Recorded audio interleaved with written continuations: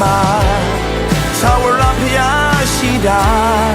ယုံကြည်စိတ်ချတယ်တဘာဝတရားမှာကွယ်ဝစားရဝိညာဉ်နဲ့ပဲထဲမှာရှိရှိလေးမြင်မှာ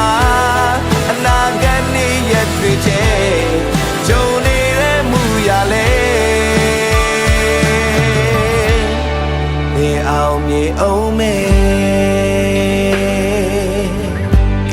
အနာဂတ်နေ့ရက်တွေတဲ့ဂျုံနေတဲ့မူရလဲနေအောင်မြေအောင်မဲ